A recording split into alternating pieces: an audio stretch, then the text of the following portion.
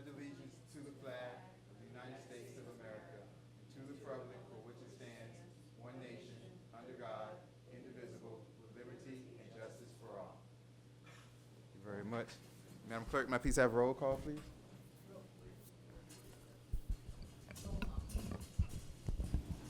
Roll call. Mayor Nickerson. Here. Vice Mayor Martin. Present. Councilperson Earbaum. Present. Councilperson Lightfoot Ward is not in today. Councilperson Winters. Present. Also present for the record, Janice Jacoby, Village Clerk, Christy Alou, Village Manager, and Joseph Geller is on the way. Okay, thank you very much, Madam Clerk. I appreciate it. May I please have a motion to approve the agenda? So moved. Moved by Vice Mayor Martin. May I have a second? Second. Second by Councilperson, was that Earbaum? All in favor say aye. Aye. Aye. All opposed say nay. Hearing none, moving right along. Now we're to the good and welfare. All right, so, say something real quick. How's everybody doing? Good to see everybody here. All right, so usually Mayor Omar is really casual and laid back, and I'm still laid back and easygoing and informal. But we have something on our agenda tonight that has been challenged legally. So because it's challenged legally, I can't be casual and laid back. Got to go by the book. So we have to go strictly by the book when it comes to the agenda. And therefore, on the agenda, if you look at your agenda, the way it's always been, we have the good. We always had two good and welfare. You have your first good and welfare, and then you have your last good and welfare. Normally, I let people come up and down as much as they want to. I let people, sit down, come back up. I do all that. Because this is now a legal matter and we have to go strictly by the agenda, you see it says right there, the section of the agenda is reserved in the spirit of representative democracy and for the people, and is specifically provided as a mechanism for the input and solutions on matters concerned of villagers. We request that the comments be limited to 3 minutes per person, and the speakers and the audience maintain proper decorum at large. The speaker should keep only to the issues on the agenda. All right, so 3 minutes, unfortunately. Usually I let everybody talk as long as possible, but I can't anymore. We're now into the legal sector. All right, so 3 minutes, you have your clock there. When you come up, I will hit the 3 minutes. When it gets down to 0, there will be a little sound that lets you know your time is up. And then I'll bring it back to 3 minutes for the next individual to speak. All right? And that's how we now have to do it. If you want to talk about anything on the agenda, this good and welfare is the time to do so before we vote. Okay? This good and welfare is the time to do so before we vote. All right? Okay. There's another good and welfare at the end. You're welcome to speak there also, but that will be after we vote on everything. All right? All right. Anybody have any questions? Okay. Yes. For the record, I just reduced my statement that I'm going to make, and I just wanted to make sure that there wouldn't cross out some stuff, and I want to make sure that there's... You'll be good. Don't worry. If you go a little bit over, it's all good. Okay. All right, you guys. All right. That being said, so let's open that up for good and welfare. You have anything you want to say? You guys come up one by one and say your name and address for the record, and the floor is yours for those 3 minutes. So come to this podium right here, and the floor is yours. Jump right up, everybody. Let's go. It has to be on agenda items, because we're kind of off. You're kind of off. We missed the zoning meeting last, Yeah. Come up. You can talk about anything at all. Come on up. Come on up. Mr. Brown, you want to come up first? Come on up, Mr. Brown. Come on up. Not everybody at once. Now's the time. Now's the time.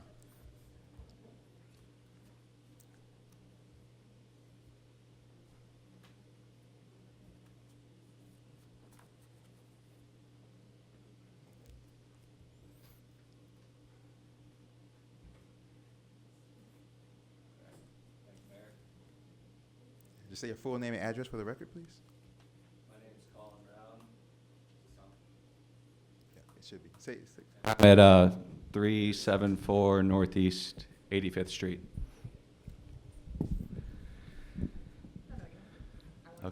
Okay. Yeah, I'm good. So I cut this down to fit within the 3 minutes. You're good. So in regards to the launch, Mr. Mayor and the members of the council, my name is Colin Brown, and I served as consultant to El Portal Sustainability and Resiliency Task Force. I'm a practicing landscape architect, and my time with the task force was specifically spent studying and presenting stormwater retention and detention methods in association with sheet flow runoff from pervious surfaces within the drainage of the Little River Corridor. My studies were particularly focused on Little Farm Trailer Park and the launch properties. Over the course of 2 years, I spent hundreds of hours and presented several documents to educate and explain the mayor and the task force about the El Portal's unique opportunity to alleviate flood and pollution issues through ecologically focused design. El Portal has the privilege to set global precedent in a world desperately searching for solutions to protect and save their sensitive freshwater ecologies. None of the concepts that I explored worked against development of the land itself, which is an essential component to El Portal's future success. It was stated by task force colleagues that the studies that I conducted could serve as a platform to develop El Portal's antiquated environmental code. The antiquated code needed to be developed to protect our cherished river. This was discussed. This was the direction that the task force members were pushing the conversation. Utilized as a guiding document for the task force was the Little River AAA plan, which calls for living shorelines, parks providing protection from flooding, and limiting development in flood-prone areas. In response to this action plan, the launch completely overlooks recommended process and assessment, and as a matter of fact, the launch site is called out within the guiding document as a flood-prone area. Simply raising the level of the site only displaces the water within a flood condition, making the low-lying areas experience increased inundation levels, other low-lying areas that is in the Little River Corridor. This is exactly what the AAA plan was trying to avoid. The AAA plan calls to make us safer by protecting our communities from floods, to be equitable by recognizing unjust discriminatory policies, to build with nature, and to align on other initiatives throughout Miami-Dade County. The launch does not appear to meet pervious surface ordinance. No such plan was provided for the December 10th meeting, despite citizens expressing concern. The launch does not pay homage to the Tequesta, despite the word Cavista being used to market the area. The launch does not use or is not building with nature. As a matter of fact, they are clear-cutting an entire bank of native vegetation, destroying habitat for thousands of animals. As it relates to aligning with other initiatives and plans, the launch has received denials and disapprovals from both Durham and SFWMD, yet despite these denials, the village has approved the site plan. Mayor Nickerson. I ask that you give this development project the time and process that it deserves. I ask that you think about your years of hard work that have brought you to this moment in time to do something unique, something courageous, something beautiful, something meaningful, something that solidifies your service to El Portal and its community, both humanitarian and ecological, something that your family will be proud of. The launch is not such a development. The launch is an 8-story building being promoted by an attorney who states that the banks of the Little River exhibit no wildlife because of their urban character. I was very disappointed with the back and forth that was allowed on this comment in the December hearing. All right. Mayor, the Little River is not Miami River. Long ago, they stripped Miami River of its natural integrity through an archaic and insensitive development model. I ask that you and your council conduct the following in an effort to make this project a pilot project for South Florida. 1, design a large stormwater swale between the building and the river to collect all stormwater on site. The stormwater basin should be designed with native plants that can handle periodic inundation and that foster biodiversity in the Little River Corridor. 2, have the developer pay for ecologically focused drainage solutions by way of retention and detention areas along Northeast 4th Place and Northeast 82nd Terrace. It is the developers who have chosen to develop in this low-lying area. 3, mandate that the developer put together a site plan that actually depicts the permeable surfaces. 4, mandate that the developer hire a consultant to look and design alternatives to preserve the mature native trees on site. To the council, we can do something great. I have faith in you. Specifically to members Anna Lightfoot Ward and Anders Urbaum. I ask that you defer the development agreement for this project. You have my support. It is a blessing. All right. It is a blessing and a privilege to live on the banks of the Little River, and I am honored to stand before you and speak this evening. I deliver this message with love and admiration for those who serve our community and the special village that we call home. Sincerely, Colin Brown. Thank you, Mr. Brown. Appreciate it. Thank you very much. Appreciate it. Thank you. We'll respond to anything that we want to respond after, once we get later on and we discuss it as a council. Thank you. Next individual who wants to come up and speak. First and last name for the record, about anything at all. Come on up. No problem. You're good. You're good. You're good. My name is Sheila O'Farrell. I reside at 174 Northwest 172 Northwest 87th Street for 25 years, so I should know my own address. But I'm here with some other neighbors from 87th Street. We, you know 87th Street is special, right? It's a beautiful street, beautiful canopy, great character, great neighbors. And we're behind the ball on a development that's going on 88th Street at 176 Northwest 88th Street. It's behind these two property owners, live directly, their properties adjoin. And it is going to be 2-story, what I consider the concrete block. I don't know, I'm sure there's an architectural term, but I'm not crazy about it because it doesn't keep with our community, right? It doesn't look anything like anything that is anywhere on northwest side of Miami Avenue. And the two ladies, and I live just across the street from them, are going to be, the second story is going to look down in their backyard. They both have beautiful backyards, outdoor kitchen, beautiful seating areas, just serene and beautiful. And this is taking, and there is a concept in government called takings. To me, this is taking from our quality of life. I have an empty house next door to me that I fear that that's going to be the same thing, and they would be able to see directly down into our backyard. So I have first a question about that, because they just knocked the house down. It's all down except for, I think, one wall now, and we are getting some odors from the property. I don't know if there was a septic on site, but it's septic smelling odors from that property, tons of dust, and both have had to water their back to try to bring the dust down. But, I know that they've knocked the house down. They've divided a double lot into 2 parcels. They're going to have house, right there. And is there some way we can require, if these are going to be developments approved in El Portal, can we have it where they have to build it calls for a 6-foot fence. I looked at the plans, but that's not going to do anything for that second story. So is there a way to put a privacy barrier, trees, hedges, something to require developers to do that to protect the taking of our quality of life from the people who already have lived for 25 years in El Portal? And so that was one thing. If not, can there be, because they're going to sell these units or houses, they look like townhouses maybe. Okay, they're going to sell them or they have hoped to sell them for $2 million a piece. That should provide, because they'll make millions of dollars on the deal, for some compensation to people whose property adjoin those properties. If they can't build a privacy hedge, can they offer compensation to neighbors who may want to do that on their side of the property?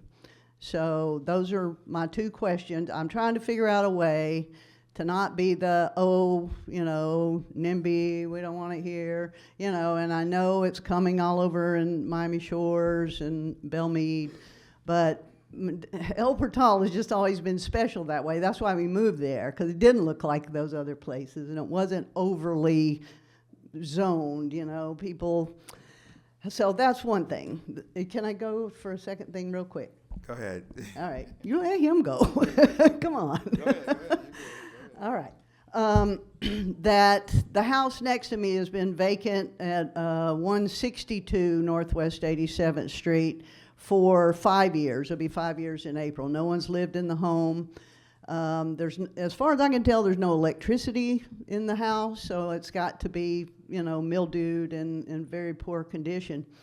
And then they have zoning violations, really bad, trees that are 20 feet high in the front. None of our houses look like that. We all pride ourselves in keeping neat yards and kind of an open format. They have invasive trees, so that's my question. The tropical almonds are in the back that were planted by the last owners I knew. And they have now spread to the house behind me. They've come up in my yard, but I pull them up. And they're the seeds will travel by air, by water. They're down at the school now. And I foresee soon they'll be on the nature trail too. So do I call county extension? Is that how we deal with that? I mean. What's the address again? 162? No, 164 Northwest 87th Street. Uh-huh.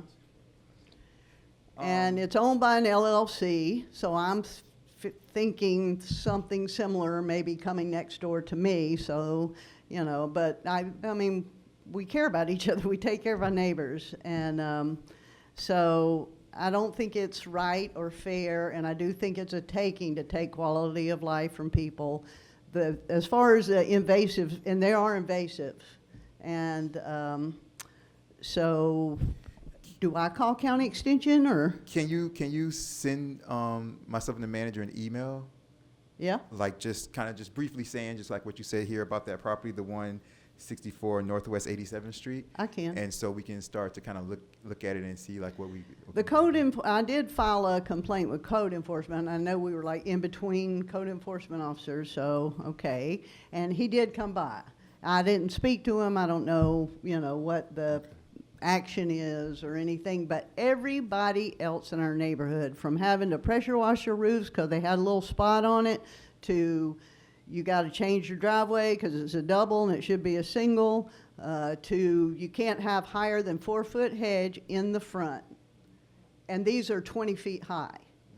And it's scary, and it's got junk all on the yard, in the front and the back, rats, raccoons, and it's a danger because I can't pull out of my driveway. I mean, I just slowly, but it's a very, big risk. And if anybody lived there, it would be a big risk for them as well. So, I would just like to see some action. It's been 5 years, been empty. If someone lived there, I would go over and talk to them. I'm not one to come, file a complaint, not say anything, but nobody lives there. Yeah. So I just don't know what action to take. Yeah, just send us an email so that we can start the paper trail so we can start to do like that.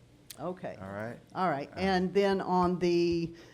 Okay, on the other one, yeah. So that property has to come back before planning and zoning. I met with the ladies recently, and we did talk about the concerns that you brought up. Yeah. Not so much as the privacy one. That's a new one because of course that wouldn't come from them. That wasn't spoke about in the planning and zoning. I'll get your email address once you send the other email, and then I'll use that to kind of contact you and kind of talk to you about what was talked about in the meeting, and then we'll see what's possible with the privacy aspect that you're talking about. All If right? there's some amicable way that we can deal with it, I mean, it's done. The house is knocked down, so Yeah. we're late getting into this, but just seems like there should be some mitigation Yeah. that we could do that might be. Yeah. And I'm a strong environmental person and retired public school teacher, and I appreciate what you said earlier. And I just don't like to see the invasive. I know people just don't know they plant trees and they look like they're this big, oh, cute, and they get this big and they're not cute, and they really can spread quickly. Yeah. And we'll have a big problem with that invasive almond. So. Those are Absolutely. my Thank things. you very much. I appreciate it. Thank you. Next up. I'm trying to stick to my 3 minutes, but I love y'all so much. No, you're good. You're good. You're good. You're good. Come on up. Just say your name and address for the record. You're good. Don't worry. We're good. Hi, I'm Chloe Chells, and I live at actually 5701 Biscayne. I'm a Morningside resident, but I used to live in El Portal.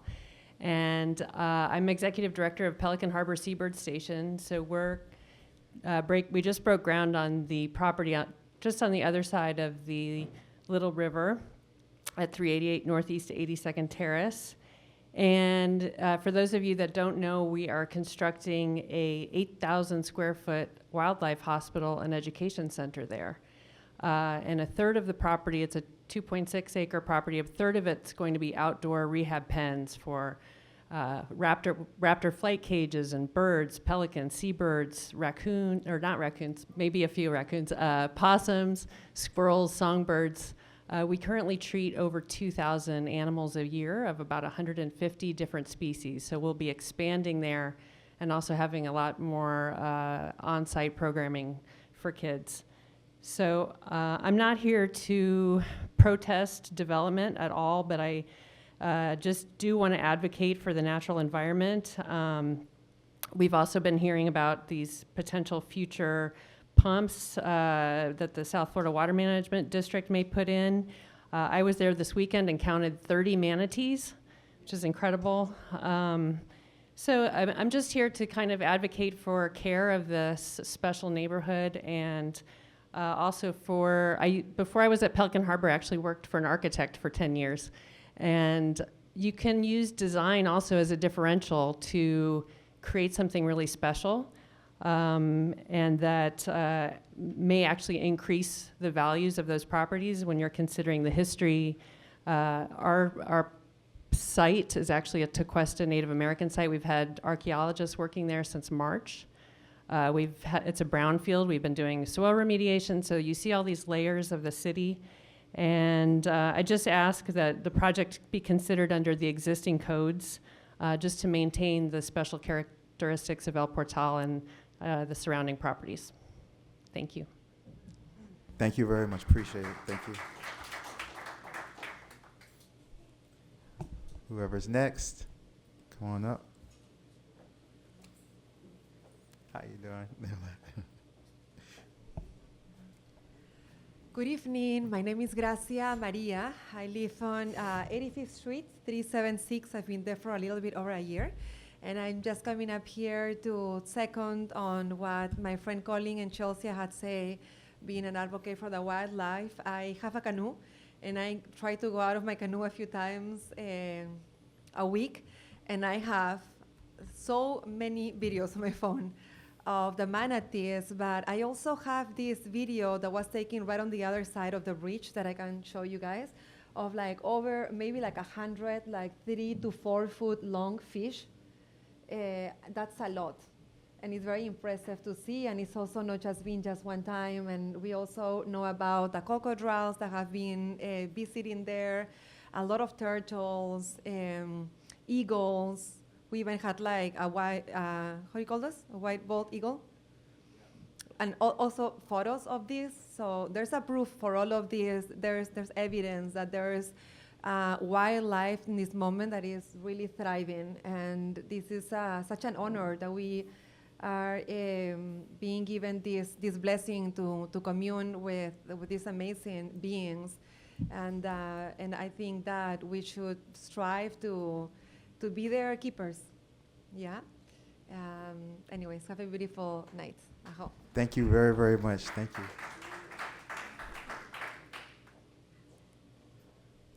Next up.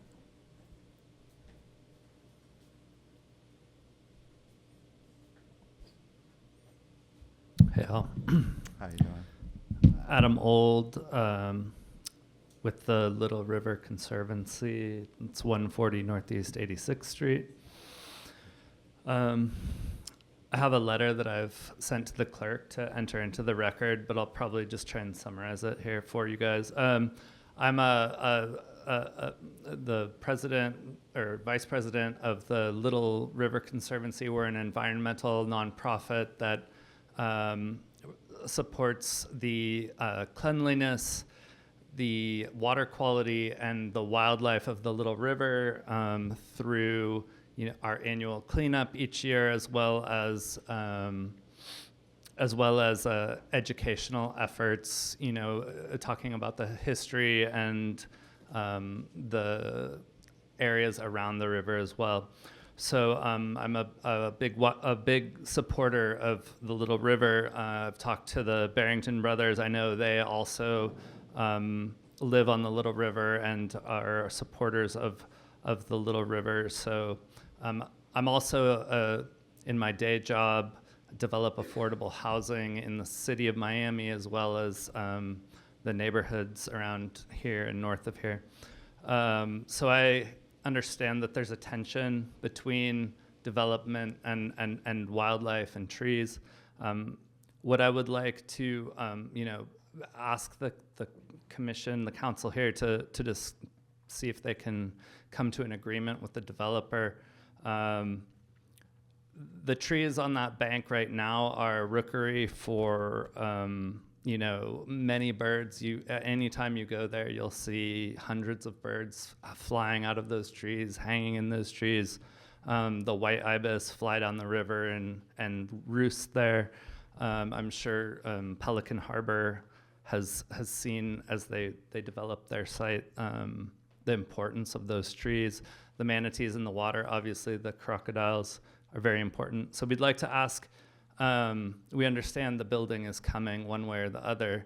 Is it possible to add a little more tree coverage on the river side of that area? Is it possible to create some more pervious area around the building right now? I'd love to see at least the amount of canopy that's there currently. I know there's mango trees and stuff getting cut down, but I would like to, try to at least replace and ideally add more canopy to the area. I think this is possible looking at your site plan, and I'd like the commission to please take a look at this and see if there's a way to negotiate this with the developers so that everyone can win. Thanks. Thank you very much. It was two things you said. You said tree coverage, tree canopy, and what was the other thing? Tree canopy and the pervious. Pervious. The pervious services. Pervious. Thank you. She's gonna tape that down so that nobody trips. Who's next? Come on up.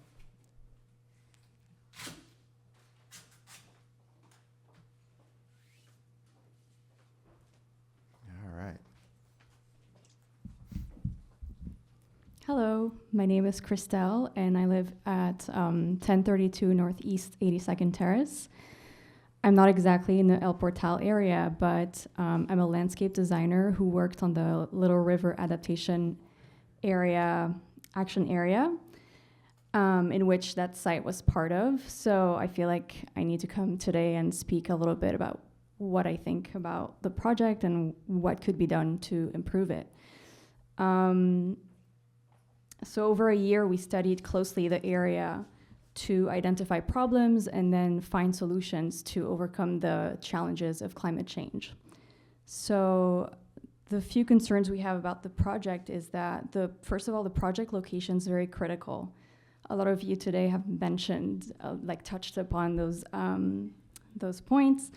So it does sit in a 100-year stormwater flooding zone, and it's adjacent to one of the largest urban heat islands in the area, that nearby strip mall. It's also one of the very few remaining pockets of green spaces locally that we have to that we love to visit. A habitat for birds and all the manatees, and all the wildlife that are vital for the health of the ecosystem. Unfortunately, it appears that the design doesn't meet the minimum required permeable surface area, leaving little room for natural stormwater infiltration. It features setbacks that are really minimal compared to the massive size of the building, it seems. And then it has very limited green elements, just a handful of palm trees and a very narrow planter surrounded by hard surfaces. But the project has really the potential to become a new standard for the area, and we just have to make some improvements to get there. So I would highly recommend you to expand the green spaces as much as possible, integrate a diversity of native plants to support the biodiversity that everyone's talking about, and increase the permeable surfaces to allow water to infiltrate naturally, and then reduce the runoff, and widen the waterfront setbacks, again, as much as possible to preserve or restore the living shorelines, because that really stabilizes the soil and buffers against storm surges. So yeah, I really think these changes would be essential to the health and safety of this area. And sorry, I'm a little bit emotional about all of this.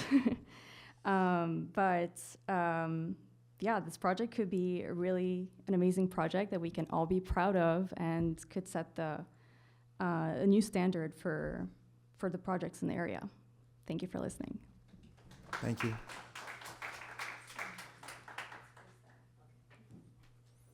All right.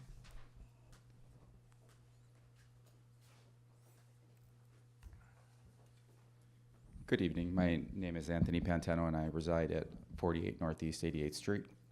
I'm in the middle of writing you an email right now. You man. are? Okay, perfect. So I might, what in law we say, the dissenting opinion tonight, I would assume. That being said, I don't want to come across as not supportive of wildlife, because I am, but I think that there should be a distinction between supporting wildlife and putting human life first. We're experiencing in the area a lot of raccoon issues and infestation, which is, carry rabies and disease, and it's not, as was mentioned before. Nothing is being done by the village of El Portal. As a matter of fact, there's many homes that don't keep a pristine environment. A lot of homes that actually feed cats and animals. There's some homes that have bags of cat food right in front of their front porch.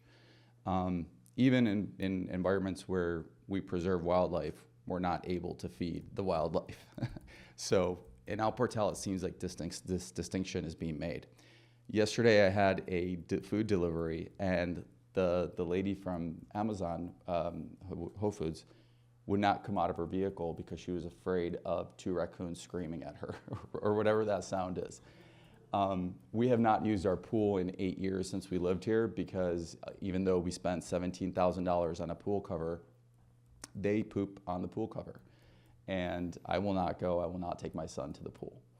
So I asked today, again, that something be done. I'm repeatedly told that El Portal doesn't have the money.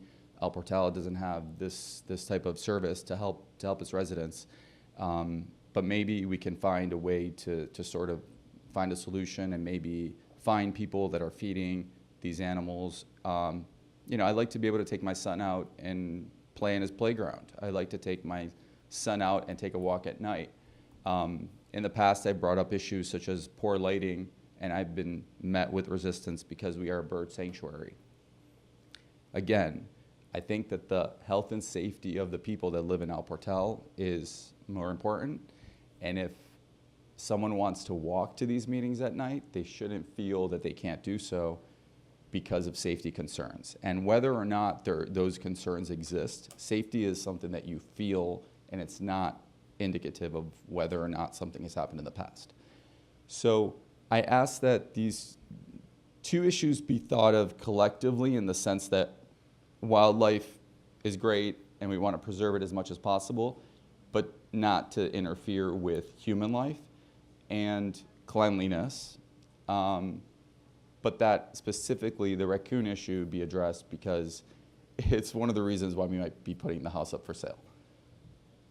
Well, we don't want you to go anywhere, so. Well, Yeah, we don't want you to go anywhere. but you know, I've just been to Sarasota last week and I saw areas that are pristine and just beautiful, and Yeah. they're not against wildlife just because they're clean. Yeah. They're just beautiful areas where people care about people and they mow their lawns and they thumbs down.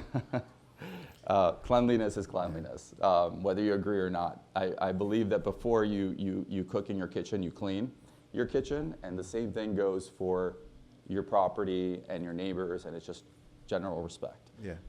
Raccoons are, you know, you don't want rats in your property, you don't want raccoons. I do. You do? Well then, we should send them to your place. Yeah. But still, it doesn't mean that you can feed them, because if you do. So, real quick, excuse me, Mr. We're not gonna go back. Yeah. Mr. Pantone. So some people, if anybody walked in late, doing the good and welfare is where we're going to get out anything you want to say, and it's 3 minutes per person. And it says here, and I quote, the audience should maintain proper decorum at large. Okay. Can we refrain from yelling from the audience? Thank you very much. That would be proper decorum. All right. Go ahead. I'm just voicing my concern, whether you know, you agree with it or disagree with it. Obviously, we're all here for different reasons. If you want to build a 10-story home, you might agree with it. Someone else might disagree with it. My issue is, I think that children playing outside and adults not feeling that it's a dirty environment should take precedent over, you know, our care for raccoons. And they do have rabies, unless you can certify otherwise. They carry rabies. Yeah. Thank you. Yeah. Thank you very, very much. Appreciate it. Yeah, I wrote the email about setting up the meeting with yourself and myself and the manager. So, all right. So just answer that when you get a chance. Who is next? Yeah. Yes. Yeah. Anything you want to say? We're gonna do it. We're gonna knock it out in this good and welfare.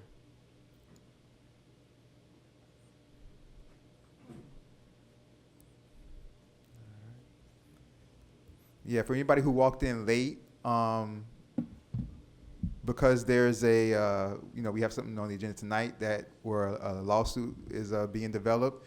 So I can't be as casual as I usually am. So we have to stick strictly to what the agenda says.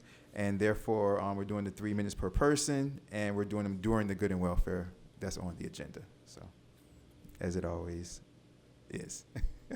Thank you very much. Say your name and address for the record. All right. Scott Kobrick, 8525 Northeast 4th Avenue Road.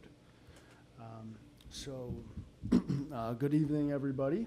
I have been a voice in this process, specifically about the launch development for some time. I believe it is public knowledge, well, at least I believe the mayor is aware at this point that I have hired representation because I did not feel that previously during the meetings there was sufficient responses to a lot of the questions that I was asking and the information that I was seeking. And as far as the site plan review, that I believe was also not, there was not sufficient responses as far as I'm concerned, and seemingly as far as my legal counsel is concerned as well. So firstly, I just, you know, I don't want to sort of rehash, because previously I was up here for, I think, an extended amount of time, and sort of had a going back and forth with the developer's attorney as well as the mayor and et cetera. But I just wanted to focus on a few main points that I want to bring up here and put on the record as well. And so the first is with respect to one of the initial points that I had brought up in both the planning and zoning meetings as well as the council meeting in which the site plans were approved. The first of which is about the property being within 250 feet of Z3. Now, on tonight's agenda is specifically approving the development agreement, in which case a main objective of that is to approve a benefit height, a bonus height of 2 extra stories to the building than our code allows. And that bonus height is done through something what's called the Public Benefits Program. And of course, the subject of what the benefits are is sort of a different aspect of this, but what I want to address is specifically the height and specifically the part of our code that outlines that this is not supposed to be done when the property is within 250 feet of Zone 3. Previously, there was a statement made by the developer's attorney, in which case he said that that was to the principal building. However, that is not how the code reads, and I don't think that's in any uncertain terms. And if I may, I would like to approach to, so those are printouts of the exact excerpt from our village code. And it specifically says in that, it specifically says in there, it lists the village, the code regarding height, and it specifically says benefit height, 2 stories maximum, and then specifically says no benefit height shall be permitted within 250 feet of Z3. This property is, according to Google at least, within 250 feet of Z3. I brought this up last time, and the developer's attorney had said that it was to the principal building. That is not how the code reads. It's very explicit in the code. And also I was told that there were measurements to that principal building, which I requested, and I never saw. So that is the first aspect of this, which I find to be very, very important. And I don't think that I think this needs to be taken very, very seriously, because this is within 250 feet of Z3, and it explicitly says no benefit height should be allotted, so therefore this building should be at maximum 6 stories. There's also a part that says that possibly this building should be 4 stories, but that is for another matter. I wanted to address the most obvious aspect of it first, and that is that it should be not higher than 6 stories. Other than that, just to quickly touch upon the other aspects of questions that I had asked previously, is that the site plans, the impervious surface of the landscape, there's 4 other elements that I had brought up last time that are part of a part of our code that is called environmentally sensitive areas. It was argued by the developer's attorney previously that this portion of the code does not exist. It was illogical for us to consider this an environmentally sensitive area. And I believe that that is completely false, that it is very clear that the intention of this code was not only this site was not only included in it, but at the time where this code was written, it was specifically referring to this part of this site, the banks of the Little River east of the FEC Railroad. And so there's several aspects of that were not given to me when we were talking about the impervious surface. It was under 15%. That was assuming that all of the area under the wood decking was pervious. And that was a question that I had asked for information on that I did not receive So I am still open question, what is the surface under that wood decking? Because that could make the pervious surface as low as 4% of the site. So that's on that. Now, regarding the native specimen trees that are being removed, there are several of those that are being removed, and there has been a recommendation from Durham for disapproval of this based on not having an action plan to remove these trees. As far as process goes, considering the environmentally sensitive nature that I don't think can be denied of this site, I think that that should be offered preliminarily prior to us approving this development agreement. And there was also a note about, and on that note, just those native trees, there was also a mention that there was not wildlife in them. There's an incredible amount of wildlife that lives in those trees, an incredible amount of birds that live in those trees, and they should not be removed. And the apparent, to my understanding, the mitigation plan for that, part of which is to put additional canopy on the 5th floor whatnot pool, which I don't think should necessarily apply to replacing native vegetation.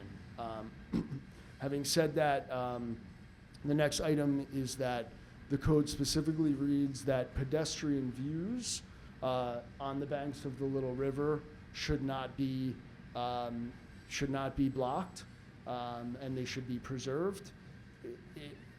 The developer's attorney last time made an argument that it was only for the adjacent buildings. That the way that reads is very explicitly a separate thing. It says pedestrian views that should be preserved, and there should be access to the adjacent buildings. I don't think that was referring to pedestrians of the adjacent buildings. I don't even think that really makes sense, and I don't think that was the intention with that part of the code. And I'll finish up. And so, those are the main things that with regarding the code. And there is of course, the 50% mixed use, which I believe strongly that it should be mixed use. That is not an environmental, but a quality of life issue for the residents here, and what the intention was with our charrette and everything from history. So that was the only thing that was actually a requested variance that followed, as far as I believe, the proper process. Having said that, those are sort of the recap that I wanted to get on record from the previous meetings. As far as what I wanted to say tonight, is that I will reiterate, I am not at all against this development. I do not believe that this development should not happen, along with many of the things mentioned by some of the other residents and people here tonight. I believe that this development should be done in a way that aligns more with the core values of our village, and is along with the environment surrounding it and the quality of life of the residents surrounding it. So I truly believe that could be done.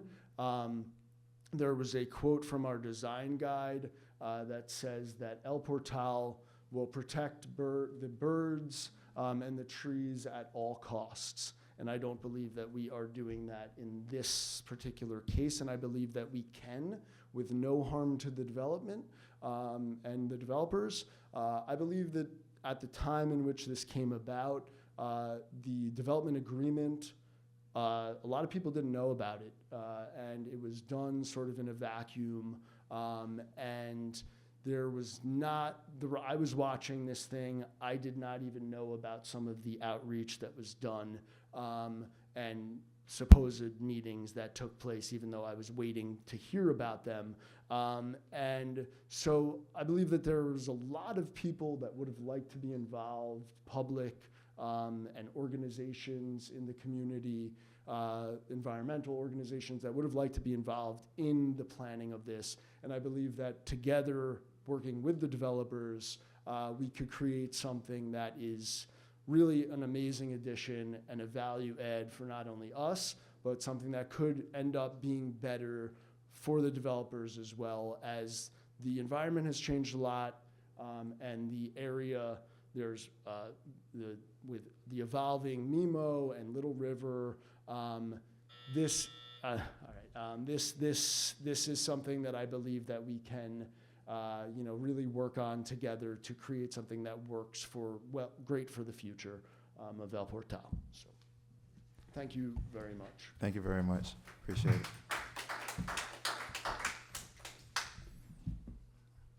Who's next?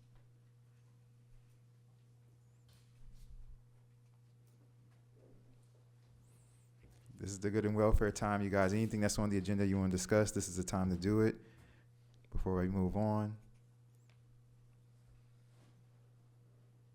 No one else. Seeing none. All right, so we're going to move on. Thank you, everybody. Anything that came up that we're legally allowed to address, we'll address. Everything else will be handled in the course or whatever. So when we get to that item right there. There's another good and welfare at the end of the meeting, if anybody has anything else that they want to say. All right, so we're moving on to the consent agenda. Do I have a motion to approve the consent agenda? So moved. Moved by Vice Mayor Martin. Do I have a second? Second by Councilperson Lightfoot Ward. Madam Clerk, may I have a roll call on the consent? Roll call. Councilperson Winters. Approve.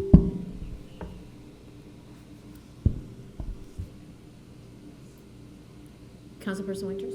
Yes. Is it not working? Yes. Yes. Councilperson Lightfoot Ward? Councilperson Erban? Yes. Vice Mayor Martin? Yes. Mayor Nickerson? Yes. Motion passes 4-9. Also present for the record, Councilperson Lightfoot Ward and Chief Mendez. Thank you very much, Madam Clerk. Appreciate that. All right, so we're moving on to the resolutions and ordinances. Attorney Geller, the launch development agreement, first reading. We can read that resolution into the record if you have it in front of you.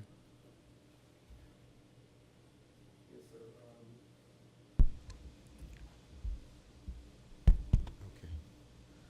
Resolution G1, the launch development agreement, a resolution of the Village Council of El Portal, Florida, approving the development agreement by and between the Village of El Portal, Florida Municipal Corporation, and the launch at Little River LLC, providing for findings, providing for conditions, providing for appeal, providing for an effective date. And Mayor, and let me just put out for the benefit, there seems to be a little bit of confusion among some of the residents. People said that they would ask that it be deferred. By law, this kind of resolution requires 2 readings. Tonight is first reading. It is not the final reading.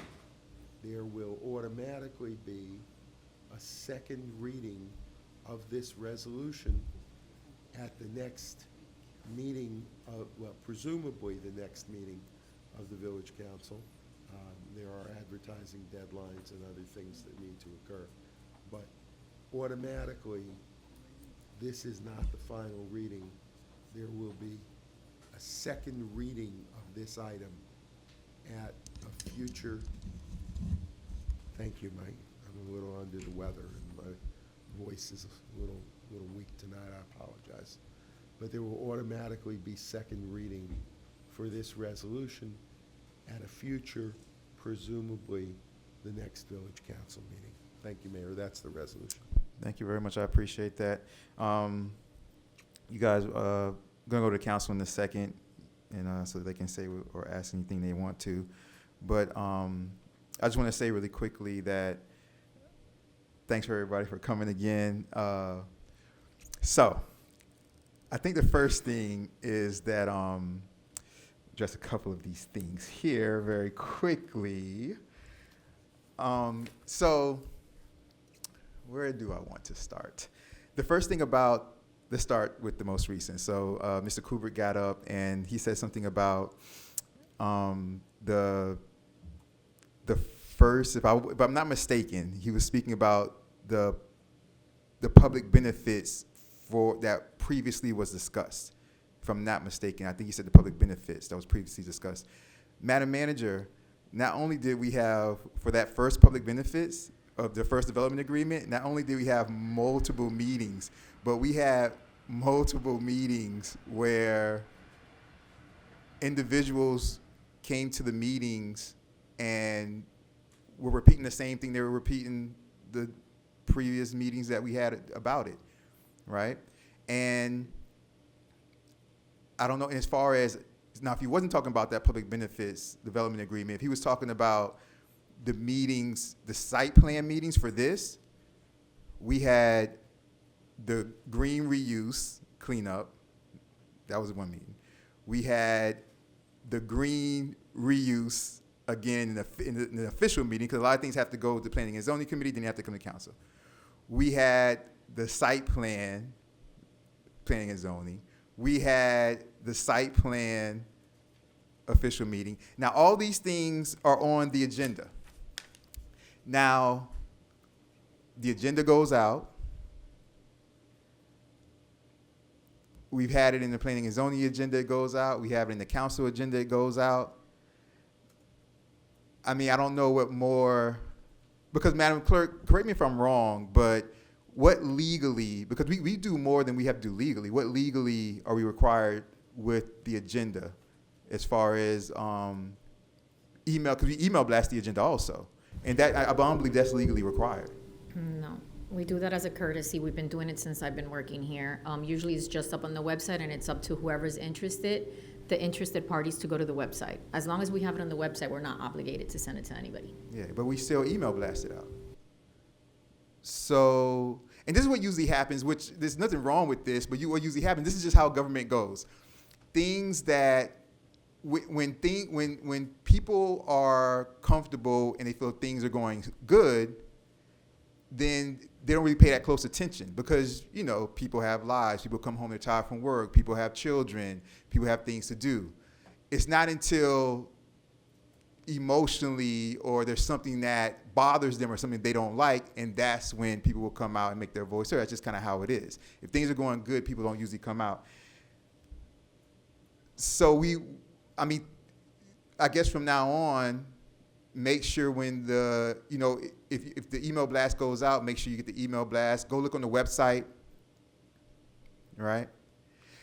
If you're not on the list for the email blast, go to the website and there's a place you can sign up for the email blast, okay? Because besides every time, and this is just, tongue in cheek, but besides every time that we're gonna have a meeting, I stand in front of Village Hall with a sign saying there's a meeting tonight, there's not much more we can do but do the agendas, put them out, and email blast them, put them on the website. There's not much more we can do to let you guys know that there's a meeting. So I just want to just make that clear so that, the comment kind of like nobody knew, it's kind of like as if we were trying to hide something. But that's just not true. All right.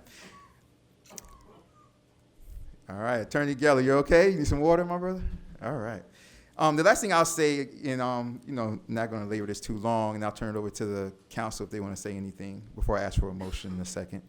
The last thing I want to say is that, I got some calls late this afternoon, and once I spoke to these individuals, these residents, they were like, oh, okay, Mayor, well, that's, And I think that, and I don't think it's purposely done, or maybe it's not, nefarious, but I think individuals are being like misinformed because people are kind of coming to me as if we still have to vote on the building going up.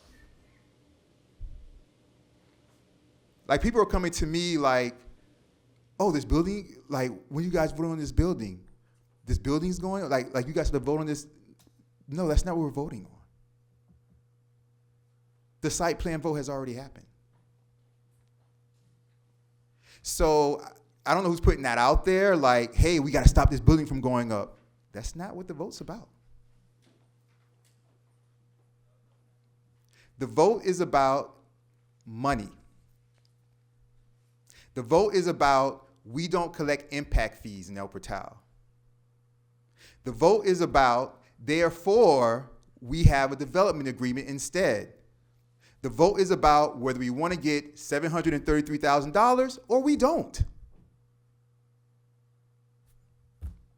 That's it. So anybody who walks out of their house and looks at their street and says, man, why don't we do street? $730,000 will go good for. If you look at the development agreement,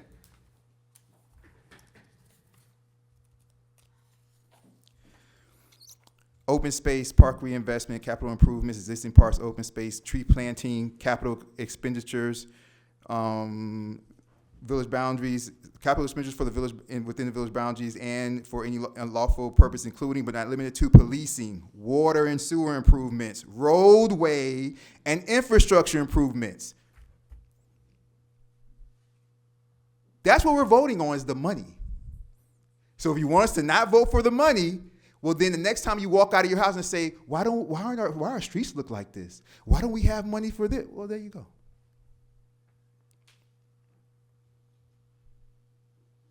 Council, questions and comments? Doing a good job. If no questions and comments, I'll ask for a motion from the council. So move. Motion moved by Councilperson Lightfoot Ward. Do I have a second? Second. Second by Councilperson Winters. Madam Clerk, may I please have a roll call, please? Yeah. I'm sorry, but you need to open it for the public hearing. I open it again. Any last comments, public hearing? Come on up.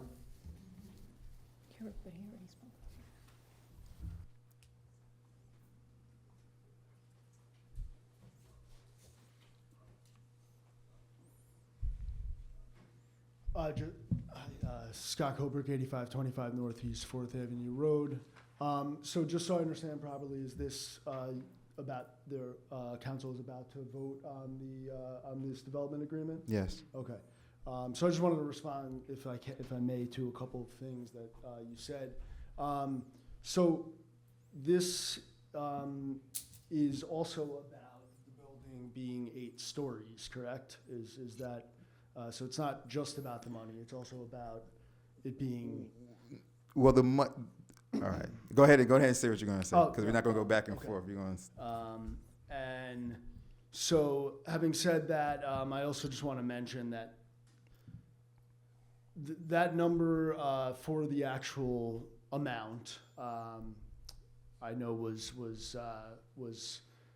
negotiated. Having said that, it does seem like a very little number for what is being given in exchange here, given all of the comments that I've brought up about how we're kind of giving away a lot here from what we're supposed to be doing according to our village code, according to our charrette, et cetera. I also want to mention that previously comments were made that, well, we need people to come here. And nobody wants to come to El Portal, and no businesses want to come to El Portal. And I think that I did not believe that. I thought that that was a very big way of underselling us. I believe we have a lot more to offer. And I think that the sale of the Little Farm property that just took place for over $70 million shows that by basically somebody, a famous person who has done an amazing amount of development and great development, sustainable development.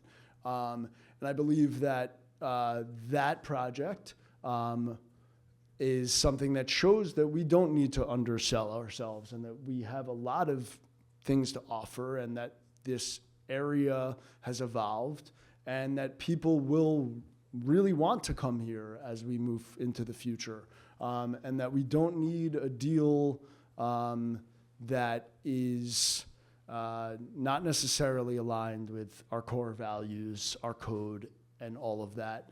So I just believe that we should really be considering this new project as well, the precedents that this sets, and considering how we can work together with both the new development of Little Farm as well as the launch to really potentially renegotiate this contract. And in terms of the deferment, yes, there is a second reading, but I think that a lot of people, I only found out about this meeting after watching this on Thursday night. So I did not really have enough time that I would feel comfortable to, gather all the information that I would like about this and everything like that. So I think that there's probably a lot of people that feel that they are in that boat and that this community should be more involved in what we are doing with our very valuable and limited river frontage and commercial properties as well. So that's just my quick response there. Thank you very much. I'll respond to that in a second. Anybody else? I do have a quick question, and it's Go ahead. actually for you, if you can stop. Just to get a little insight from you. So the mayor outlined pretty clearly like what we are doing to get the word out as far as when we are having these meetings. And for sure, I'm sure everybody on this dais appreciates the presence and the participation. Your insights always help influence and add color to some of the knowledge that I'm able to obtain from the experts that review these types of contracts and deals and issues. Because I do want to underscore that in addition to listening to you guys, we are also listening to a lot of experts in their field, and they advise us on what it is we are looking at, and we're also leaning on our expertise as well.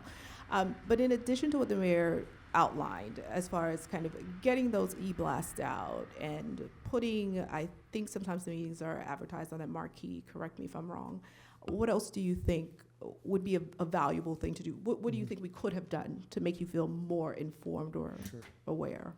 Thank you for that.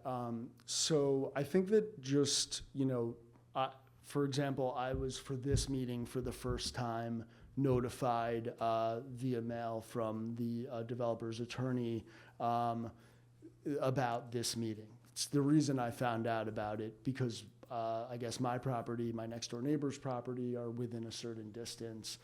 So I asked other neighbors, they did not, that were very close to me, they did not receive any notice of this at all. So it seemed like my neighbor and I were actually the only two properties that I was able to find out about that got any notice of this at all. So I think that would be phenomenal if there was more notice of this type of thing. But like how? Like you're talking about like a personal call? I think for the sorry. No, go ahead. One question. Are you signed up for the clerk's e-blasts? I am. So even with being signed up, you did not receive them? Correct. I've been watching out for this for the past year and a half. As people have probably seen, I've been at pretty much every town council meeting. Waiting for this. I've canceled several trips because I've been wanting to be a part of this process. And so there was no notice for the site plan. I did not receive any notice at all to our mail or address. Also, so this was the first time, which was great, that this happened this way this time. But previously, obviously, we're talking about how the site plan is already said and done, and we did not for that. Having said that, also, there was the October 8th meeting, I had been in touch with several council people about, hey, when is this going to be coming up? I want to keep it on my radar, that sort of thing. And I had been told that it was probably coming up on the October 8th meeting, planning and zoning. So unfortunately, that meeting was canceled due to a hurricane. That meeting got rescheduled for October 24th when it was approved. In the resolution, there's where it says all the whereas statements. There's a whereas statement that states that there was an October 10th public hearing about this topic that I had no knowledge of, even though I've been keeping a very close watch to this. I wanted to even know if that meeting even happened, because it was the October 8th meeting 2 days before was canceled because of the hurricane. So I don't even know whether that meeting actually happened, but it is stated in the resolution that was approved that it did happen. So those are sort of some of the things, but I think in general, there's just, when it comes to huge commercial projects like this, I think there could be more public outreach and notice and allowing the public to speak and comment on it. And I think while that might happen, I think a lot of people, for whatever reason, don't end up hearing about it. It's the whatever reason I'm trying to drill down on, because what we are trying to do is we're always thinking about and making efforts to make sure, because we are such a small community, that everyone is aware and able to participate. So when you say that, it does give me pause, because we spend so much time thinking about making sure everyone is informed. All of this information, after it seems as though, and we have a full room and we've already decided on something, that there's something surreptitious happening, but it's quite the opposite. We're trying to be so very transparent and provide a number of opportunities for people to participate. And when that participation only comes after the decision has been made, it can feel a little bit like we're missing something. So I'm trying to figure out what the missing piece is. And with you, I don't want to usurp everyone else's time, but would love to get your email address, get with the clerk, and figure out if there's an issue on our end as far as how those email blasts are going out. Because beyond us putting it on the marquee, sending it out via email, kind of making sure that we have those multiple touch points to have people participate. I mean, I guess, and the mayor also, I know, walks the streets very frequently to tell people that there are meetings and things occurring. So I just want to drill down on, like, what is the issue and what it is that we as a body can do to address that. So if you would hang back afterwards, I would just love to make sure that those emails are actually getting to you. And by the time the second reading, we would have had a conversation where I can show you where those things were actually delivered, or if they bounced back, and have some sort of clarity for you, because I don't want you to feel as though in some way you're being deprived of an opportunity to timely participate in these conversations, because we appreciate your feedback. So if you could hang back for me, I don't want to waste your time either, but if you could, I would love to talk to you. Thank you very much. Okay. Yeah, I just will finally note that, yes, I am on the emails, and I do get pretty much all of them, but for some reason I did not hear. We're going to figure out the some reason. Yeah, and as well as, for this particular item, after Thursday, I had done a lot of, personal outreach to neighbors and that sort of thing. And I will be completely honest that most people have no idea what we're about to approve. And they've never even heard about it. Yeah. So that's sort of a little bit of a hard thing to understand when, I feel like the residents of the village should be very much included in these. I think that's a two-part Sure. conversation. Like, what is it that we are communicating? Is that effective? And then in addition to that, is there another barrier as far as desire or ability to participate? It's a multiple, complex analysis, but I think we're so small that we can actually try to crack the code in El Portal, and would love to discuss that more, but also want to give everyone a chance to speak. I think Mr. Old wants to make a comment, so I appreciate you. Thank you so much. Thank you. Okay. Yeah, Adam Old, 140 Northeast 86th Street. I'd just sort of like to reconsider the fact that this is all set in stone right now. What we're doing right now is deciding whether or not to change 2 stories of an 8-story building. That's a huge amount of units that's coming into or out of a building based on a development agreement that the developer may or may not have with the village.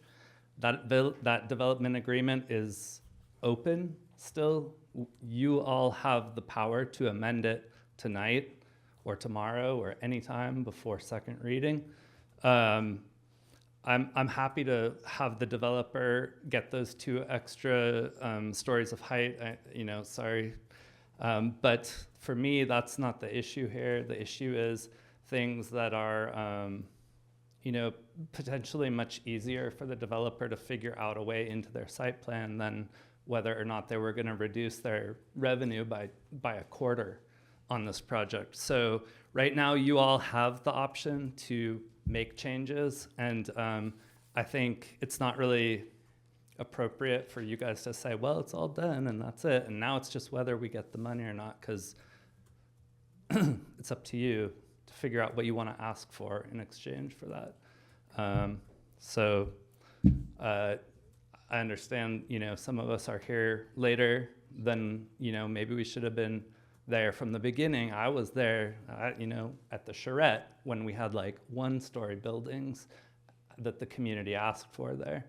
So I was there, during the rezoning when, we didn't have 8-story buildings next to the T3.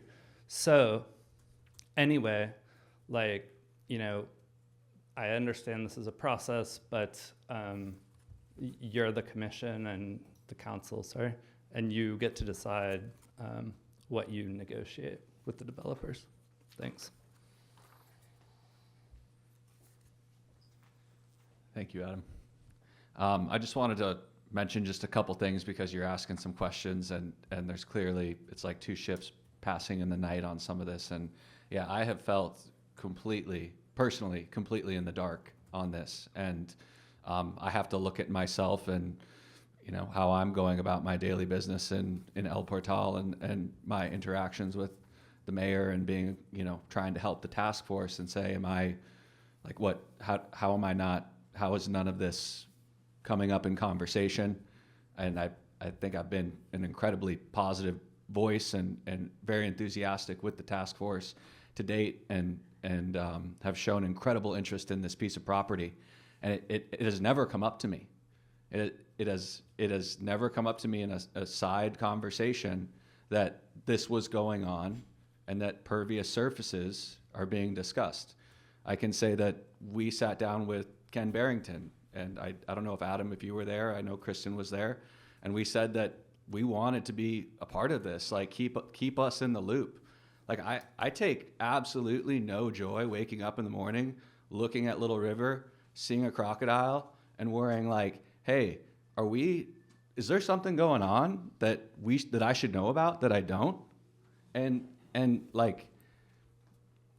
I'm a very approachable person, and this is a very open conversation, and nobody, not even in passing, and all the times I've seen the mayor, Ken, I saw you at Pelican Harbor, there was nothing said, and I've made an effort to just say hey, I want to make El Portal the best it can, and I want you to make money, and I want everybody to be happy, and I've never been approached, never once, despite my efforts and my goodwill that I've shown towards the task force and I believe towards the mayor and towards the developers in a way that is just hey, open-hearted, let's talk about this and figure something out. So I just wanted to share that with you. I'm sorry, can you state your address again for the record? Yes, of course. 374 Northeast 85th Street. And the name, and your name too. Colin Brown. Thank you. All right, thank you, everybody. Who else? You guys? Come on up.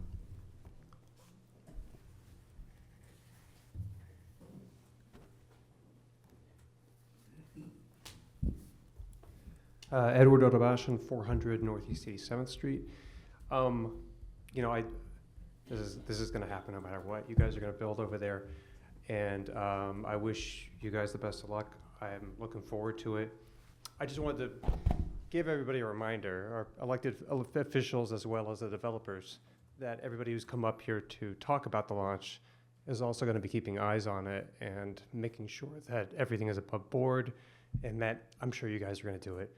But, we're obviously very concerned about it and very passionate, and want to see this done the right way. Of course, we all think the right way is whatever is correct in our own minds, but I think everybody seems to be on board with wanting to do this in a way that doesn't disrupt the community, the environment, and the potential commercial viability of the site.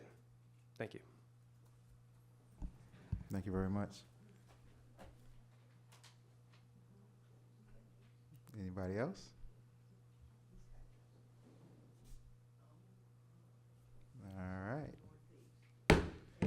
All right, so. Yeah, I'm gonna let the manager. The staff report, yes. I'm gonna let the manager do the staff report. Madam Manager, I was just gonna ask you to do the staff report. Good evening, thank you. Our zoning consultants at Corradino were unable to attend the meeting this evening due to illness. As you see, even our village attorney is ill. So it's that time, but I will just for the record let everyone know that the zoning department did an analysis, and according to them, a development agreement is necessary to discuss the terms of the public benefits in exchange for the additional floors granted for the development. The code allows for 6 stories by right, and an additional 2 bonus stories when the developer proffers public benefits. The development agreement is presented for your review and for the purpose of implementing the approved site plan for this multifamily project. And based on the staff's review, it is recommended that the Village Council approve the development agreement. And that's from the zoning department.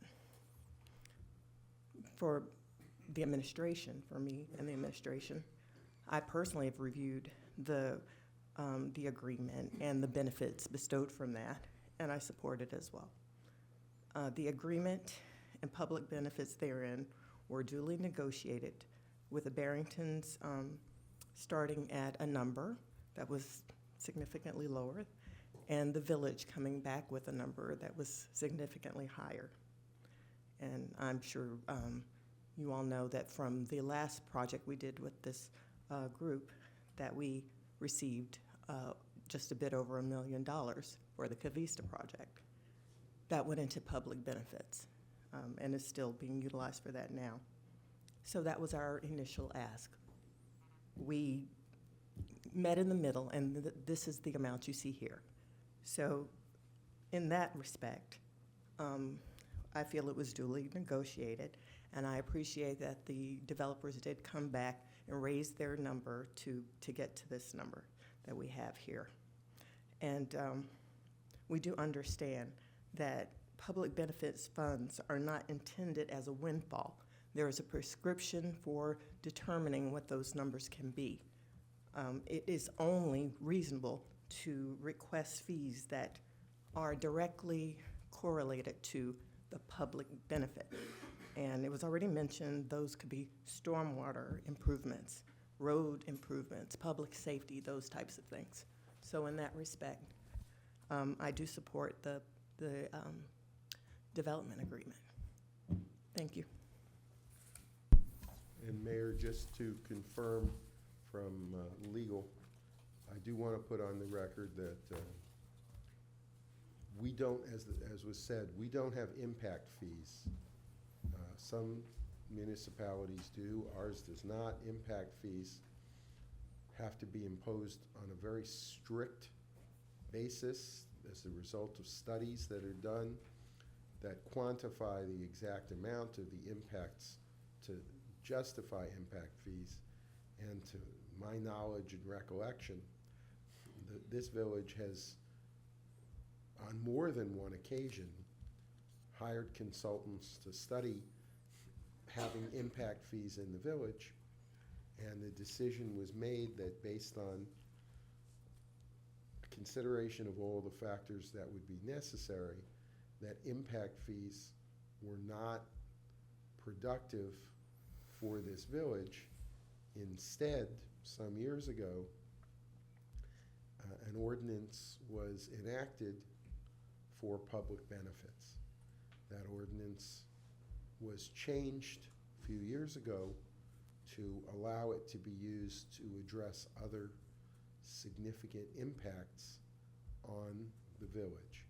But as the manager stated, and I want to just put on the record, as is the case across the board these days, the legislature has moved to restrict the kinds and amounts of charges and fees that can be imposed on people seeking to develop property they own.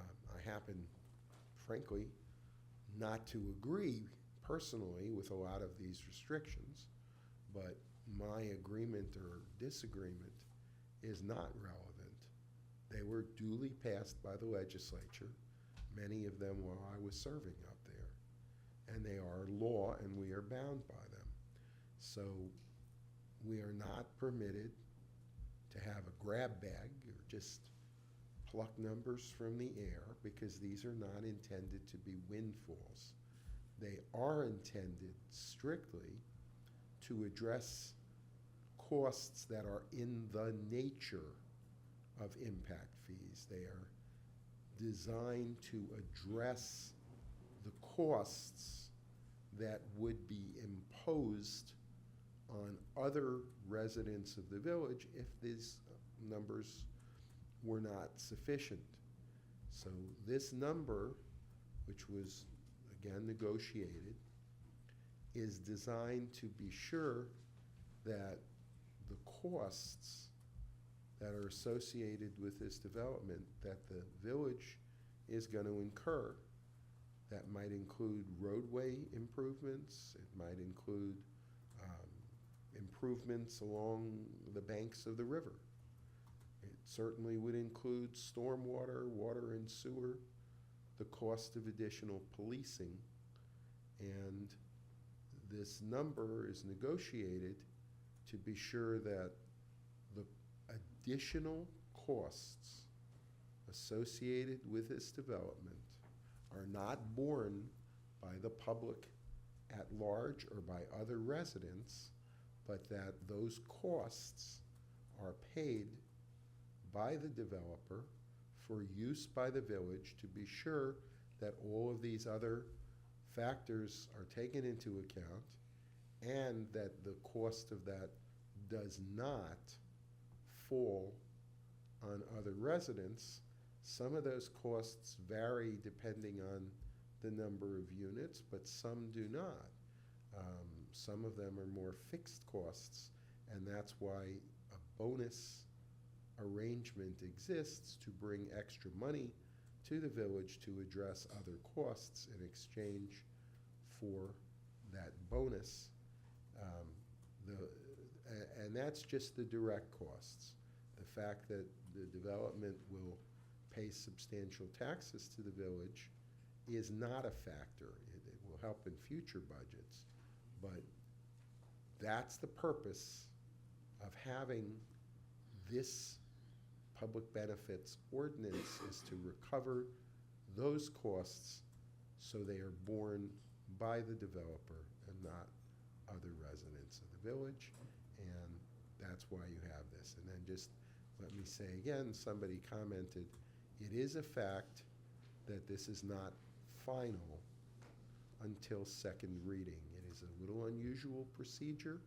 Usually resolutions have only one reading, and only ordinances have a first and second reading.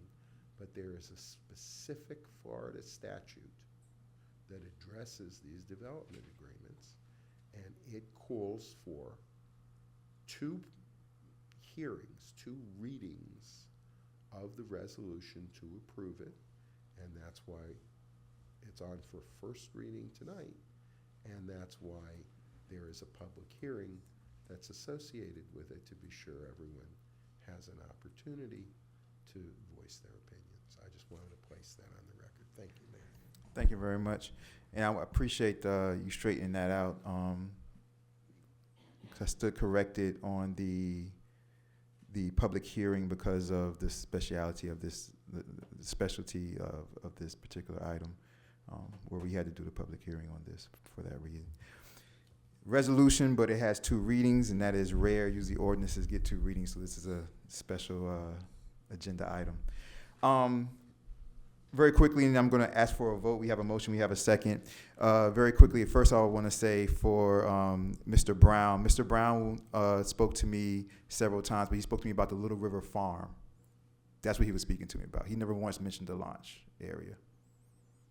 He spoke to me because he's a landscape architect, and he spoke to me about what could be done at the Little River Farm area because of the size and the flood mitigation that could go there. So that's the reason why I never spoke about the launch. He never talked to me about the launch area. So that's the first thing. The second thing is what I was stating, and I don't know, maybe some people didn't catch it or didn't understand, but residents were calling me because they were under the impression that we're voting for the building to even exist. Residents are calling me because individuals are giving them the information of, we have to stop this building because it's ruining the environment. Not the 8th floor. Residents are calling me because they're saying, what's going on? Should the building even exist? So that part has been voted on. That was the site plan, the existence of the building. Residents are calling me saying, Mayor, so what's this question about the 7th and 8th floor? Not one resident called me and said that. Mayor, what's going on with this 8th floor? That's what we're voting on tonight. That's what I was talking about when I said the first time. So what residents are calling me for, what the misinformation is going out there is, there's a building going up, it's going to destroy the environment, we have to put a stop to it. That's the information that's out there. And I'm telling the residents, the existence of the building, that's done. So what these people are informing you of is misinformation. There's nothing that can be done about that. That's the point I was bringing up. So.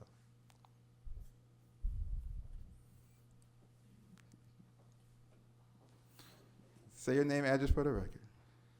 My name's Colin Brown, 374 Northeast 85th Street. And I just wanted to say that, Mayor, that's we've been in touch for a long time on this, and I know that you and the Barrington brothers I've been in conversation with Cavista, and I definitely talked to you about Little Farm more, but for you to say that I never brought it up I don't agree with you, and I believe that's a false statement, and I just wanted to say that with respect. Okay, I don't remember you ever mentioning that area, so that's okay. Come on up. You said you wanted to do the public hearing because this is a special item, Attorney Geller. Yeah, it is close to the public. Go ahead. Thank you. Take care. All right. Make sure you write that. That's right. Make sure you send us that email so we can get on that. All right. Thank you very much. Have a great night, you all. Just wanted to mention also that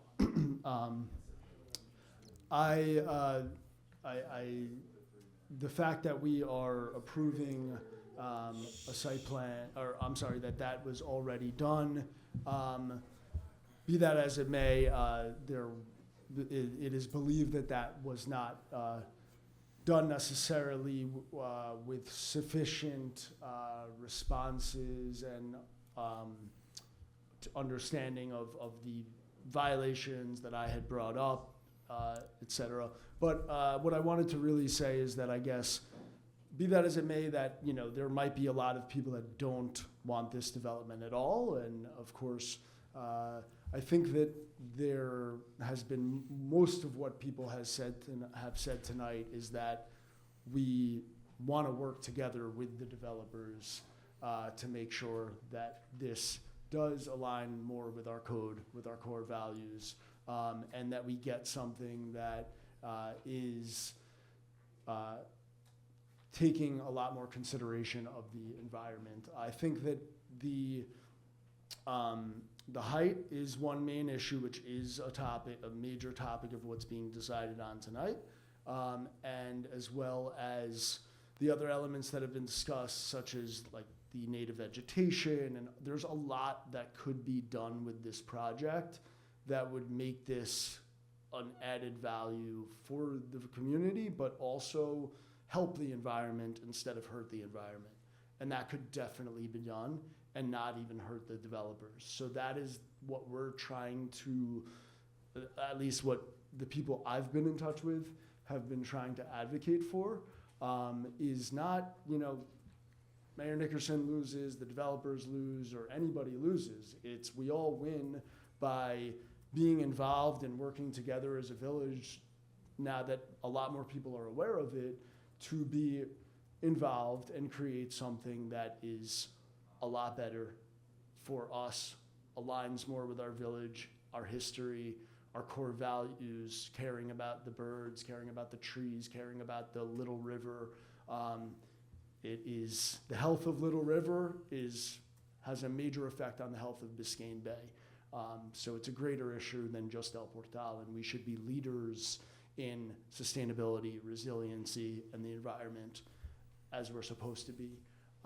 And that is what I believe we're advocating for. And I don't think a lot needs to change in order for us to get there in terms of the financial benefits to the developers as well as the benefits to the environment and our residents. Thank you very much. So, Appreciate you guys. Just want to say for the record, my 3 minutes thing went out the window and my coming up multiple times thing went out the window, but it's all good. So I just want to say that for the record. So if it ever comes back that we tried to shut anybody down or shut down speech, we did not. There we go. I appreciate everybody. We have a motion. We have a second. Madam Clerk, may I please have a roll call, please? Roll call, Councilperson Winters. Point of clarification. Go ahead, Councilperson Urban. Go ahead. For the benefit of the voting members, please, could we have either the attorney, the clerk, or the mayor outline what is the consequence of a no vote on this motion? What is the consequence of a yes vote on this motion? Go ahead, Attorney. That would have to be with the attorney. If the development agreement were to be defeated, then we would not be able to secure the funds that were agreed to be paid by the developer. If the development agreement is passed on first reading, as is the case when you have ordinances that come before you for 2 readings, then it is still subject to being amended and is subject to being passed on second reading. So a no vote would mean you cannot proceed with this development agreement. A yes vote would mean it goes to second reading, and any adjustments or amendments that the council sought to consider on second reading would be permissible, could be agreed to perhaps in the meantime, or could be agreed to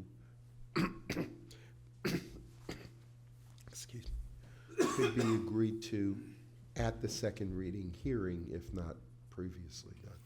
And then if there were an amendment at the second reading, then there would be 2, the second reading becomes a first reading of the amended, is that right? A better way to put it is that it's like when you do budget. At the first budget hearing, you adopt a tentative budget. You have to adopt a budget, but you adopt a tentative budget. When you go to the second reading, that's the final budget. Any changes can be brought forward. Now, the difference here is when you do budget, that's strictly up to you. You can adopt what you want for a development agreement on second reading, but a development agreement is a contract. So you can say, we're only going to do it if we get this or that, but it is a contract, so it must be agreed to by the other party to the contract. So negotiations can take place, with the other party to the contract prior to second reading, or the council can say at second reading, this is what we want to do, and the developer can agree. If they don't, you may not have a development agreement. You also have the privilege at second reading of deferring the matter. If you cannot come to a conclusion that suits the council but is amenable to the other party, you always would have the option of voting to defer, or as we would technically call it, postpone to a time certain, which would presumably be your next meeting. So you have a lot of options on second reading, but if you defeat it on first reading, you really don't have those other options. Very good, thank you. Appreciate it. And don't worry about it, won't even say it. It's all good. All right, hell, I'm gonna say, just want to say that if we vote no on this and defeat it, the building still is going up. We just will get $0 for streets, for street repair, for things like that, for infrastructure. The building's going to exist. The site plan has passed. Whether you're talking about an 8th floor or not, but the building will exist. If we vote no, we get 0, and the building will still exist. Okay. Madam Clerk, we have a motion, we have a second. May I please have a roll call, please? Roll call. Councilperson Winters. Yes. Councilperson Lightfoot Ward. Oh, yes. Councilperson Erbaum. Yes. Vice Mayor Martin. Yes. Mayor Nickerson. Yes. Motion passes 5-0. Thank you very much. Appreciate that. Moving on to ordinance G2. Attorney Geller, you want to read G2 for the advertising? Resolution. Ordinance, Attorney Geller? I'm sorry. Ordinance G2. An ordinance of the Village of El Portal, Florida, amending section 17-64, advertising and notice requirements, providing for severability, providing for inclusion in the code, providing for incorporation of recitals, providing for conflicts, repeal or severability, codification, and an effective date. This is first reading of this ordinance. It will come back for second reading at a subsequent meeting, presumably the next meeting. I apologize for not having my normal booming voice. You're good. You're good, Attorney Geller. We appreciate this. This right here, you guys, is something super simple. Every municipality has to do it because advertisements used to happen in the Miami Herald. They're not happening there anymore. So all municipalities have to adopt that advertisements. They can still go through the Herald, but we're all adopting that. They go through like the county. So every municipality has to do this. So this is just something that we all have to do. Do I have any questions or comments from the council? I have a question. Yes.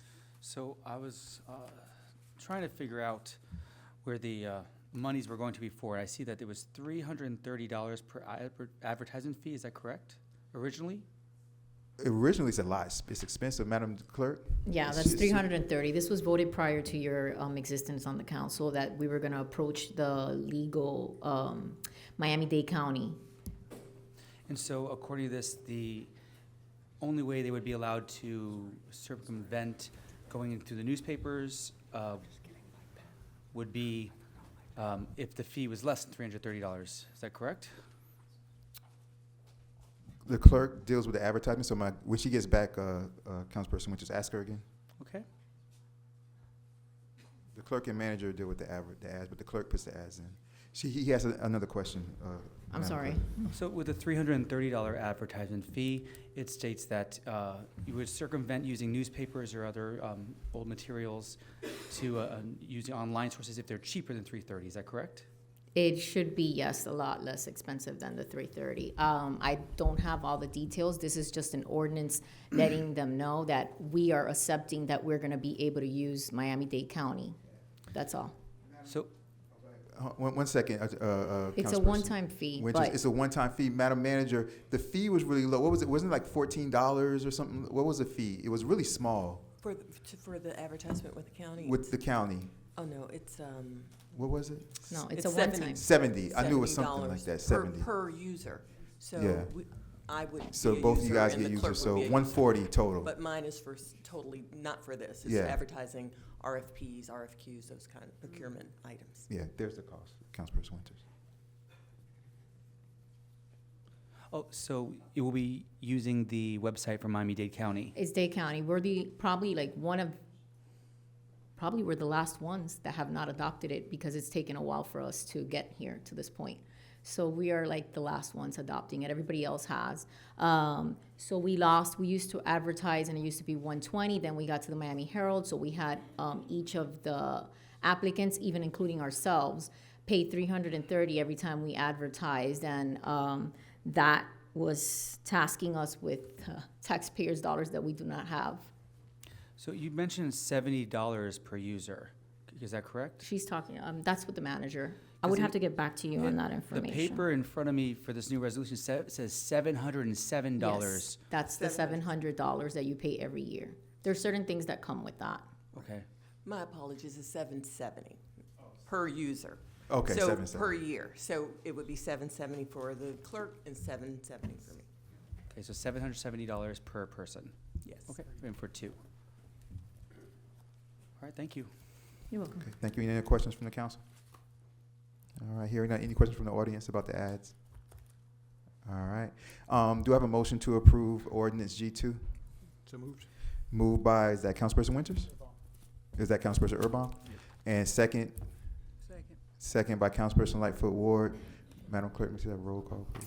Roll call, Councilperson Winters. Yes. Councilperson Lightfoot Ward. Yes. Councilperson Urban. Yes. Vice Mayor Martin. Yes. Mayor Nickerson. Yes. Motion passes 5-0. Thank you very much. Madam Clerk, you want to say, No. Madam,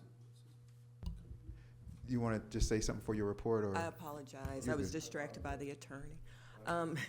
So my apologies. I'll keep it very brief because this report is on the village website, but I just want to bring it to everyone's attention that the Village Plaza development was purchased and is now it has changed ownership as of last month. The new project is being planned by the owner, and they haven't submitted any plans just to us just yet, but it will be coming quickly from what I've been told, and they're now just working on site plans to submit to planning and zoning. So the church will be developed, as well as people have read in the paper, also the trailer park, 17 acres were purchased 2 weeks ago as well by the same owner, and so we're excited that those two properties that have been vacant for so long and underserving the community, or not serving the community at all, will now have some development and will go to good use. So we're excited to see those projects. Just in other news for the village, we have brought on 4 new police officers. They're all fresh out of the academy. 4 fantastic and excited, energetic officers have joined our ranks, and we're very pleased to bring that group together with our seasoned and experienced officers. So there's a great exchange and a wonderful environment being provided to these bright and excited new officers to our village. So we're happy to have them on board. As many of you already know, Code Enforcement Officer Fitzgerald Simmons has departed our town, our village, and moved on to the big city of Fort Lauderdale, where he is a code compliance manager and is leading a department. So I have to take some solace in knowing that we gave him his opportunity in management at all levels for his department, that he made quite an impression with our code enforcement department, and so he has left big shoes to fill. And we have hired someone. His name is Darian Lopez, and he started just a couple of days before Mr. Simmons left. Yes. Excellent name. Yeah. I know. Well, I'll allow it. I know. in that case, and the vice mayor did meet Mr. Lopez, and they exchanged that. So I think there was a good vibe. But so we're excited to have him on board. Yes, and he has experience from working with Miami-Dade County. He was in code enforcement in Miami-Dade County for over a year, so that is helpful. Also, coming up, the council passed the project proposal issued by Pluserbia to conduct our code amendments. I mean, it seems like that's the thing that is on everybody's lips, that we have to update the code. So they will be meeting with you all individually, so please stay tuned for any emails coming out of from Mira with Pluserbia, who will be scheduling those meetings with you. But I did also send out emails to each of you alerting you. They're also meeting with us individually in terms of the departments to discuss any code amendments we had collected thus far. I did provide them the list again that I compiled, but also I know you all have some items you want to see. You want to see some things happen, and Councilperson Urban did proffer two priorities, I think back in October, that you asked to be addressed primarily, such as noise and nuisance, and then also the swale material. So we asked that they'll do that, but you'll have an opportunity to also weigh in with them individually to give them your priority list as well. I want to mention that the next bulk pickup is set for, the first one was today, tomorrow, and Thursday. And so we're excited to have our streets cleaned up a bit, and then the next one will be in April. So we do have a lot of things we're working on around the village. Please do consult the January 2025 Manager's Report for more information, and feel free to reach out to me independently or separately to get any more information or qualify any questions or concerns you may have. That concludes my report. Thank you very much, Madam Manager. Appreciate it. You guys see my report there.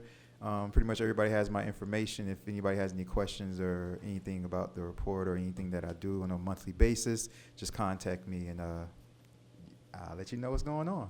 Attorney Geller, report. No one has sued us lately, and we have not sued anybody else. There's one buzzing out there, but we're trying to shut it down. I'd be happy to answer any questions, but that's my report. Thank you very much, Attorney Geller. Do I have anybody for the last good and welfare? Hearing, seeing none. Do I have a motion to it? Whoa. Oh, Lightfoot Award, go ahead. Yes, can you hear me? Because I can't hear me. Can everybody hear me? Turn, is the mic on? What's going on? Okay, Yeah. Can you hear me now? Yes. Very good. I don't know if everybody knows that we have commissioners on the commission. If you didn't read this, I would welcome everyone to go ahead and read this. I've responded to County Commissioner Keon Hardeman. He wrote very much well in terms of the district and how he is interested in it. But he didn't talk about septic to sewer or septic tanks turned into sewer lines. He didn't talk about that. So I took it on myself to write him back. And I'm going to tell you exactly what I said. I read with much interest in the district with Keon Hardeman, the magazine proving not only interesting, but the considerable work, improvements, and projected county-wide realities were not previously known in the 37 years as a resident within this village. I didn't know all that stuff. Thus, and as a longstanding resident, a homeowner, and councilwoman with the village of El Portal, I commend, I don't know what's going on, but it's not staying. Hello? Okay. I commended him for the hard work, personal sense of responsibility, and an eye for energy changes and improvements necessary in District 3. I also said that his efforts being commendable and appreciated, especially the necessity to fully engage El Portal's needful transition from septic to sewer at the earliest.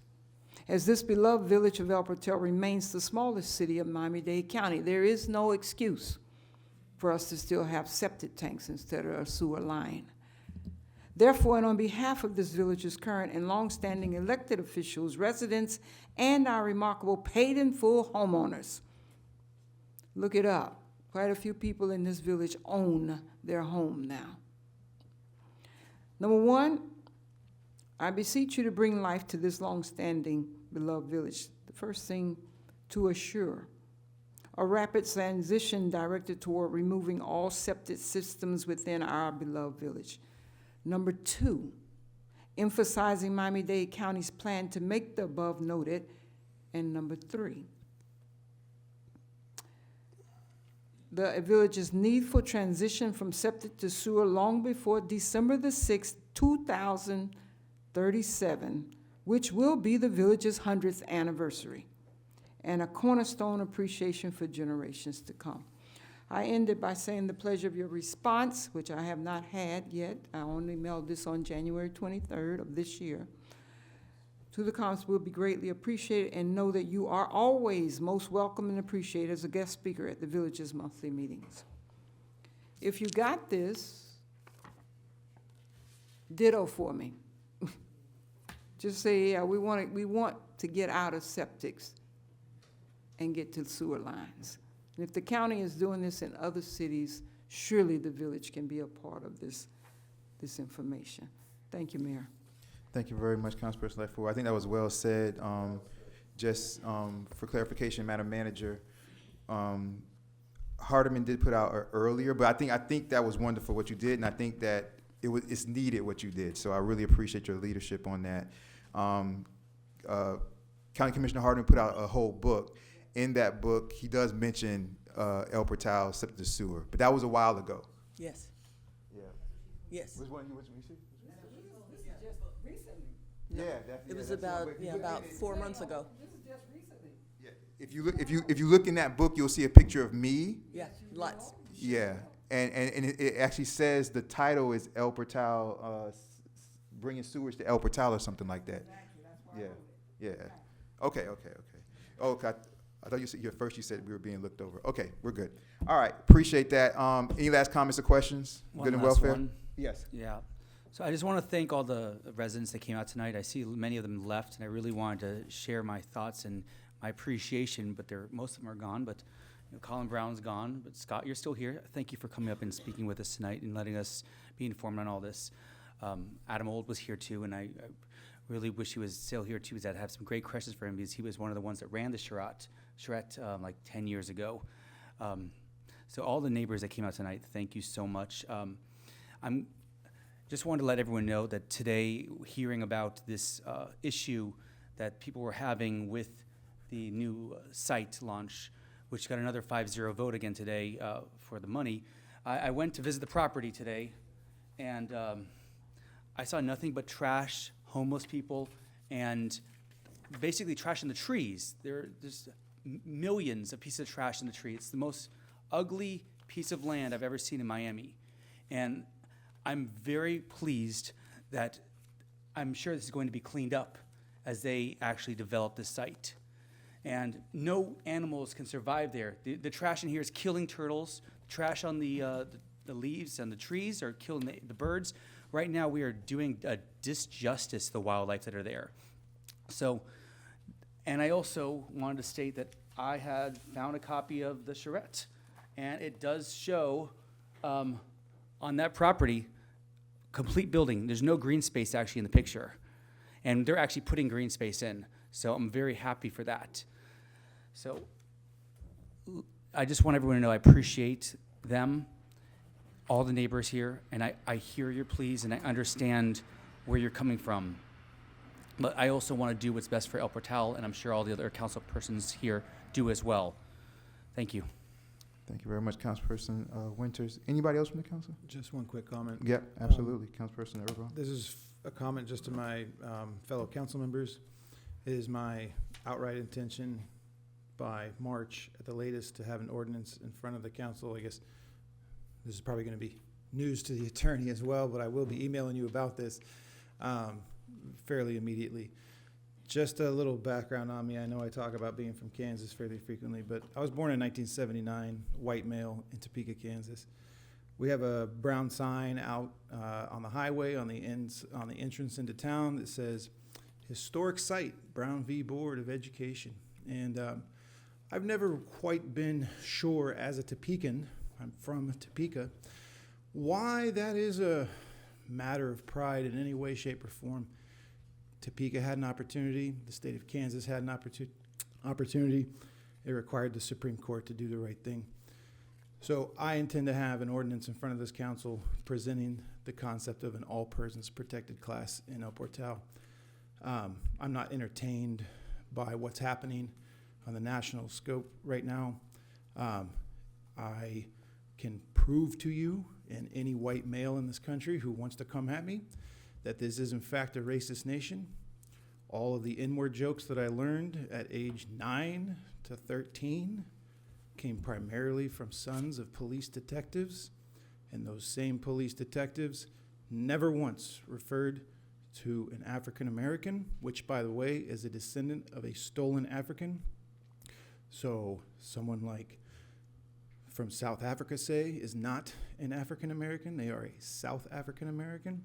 And if you want the African American badge, then that's because your family was stolen and you have no history that ties you to a direct geographical location. And so I am not entertained in the slightest by what's taking place right now. And I do believe that all people, any person, is allowed to exist without fear. Thank you. So that will be coming, and I am adamant about this. Thank you very much. Looking forward to that. Appreciate that. Anybody else for Good and Welfare? I found that very enlightening, and I really appreciate you sharing that with us. I'm actually also planning on an ordinance as well. I want to create a Bill of Rights for the people of El Portal, and I want to make sure that it's put into the charter and voted for in one of the November elections. I want to create something to protect our citizens from the future and future governments. Thank you. Thank you very much, Councilperson Winters. Anyone else Good and Welfare, even out there?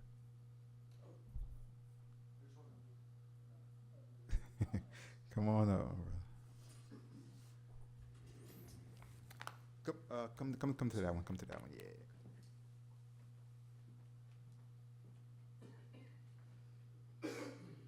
Scott Colbrick, 8525 Northeast 4th Avenue Road.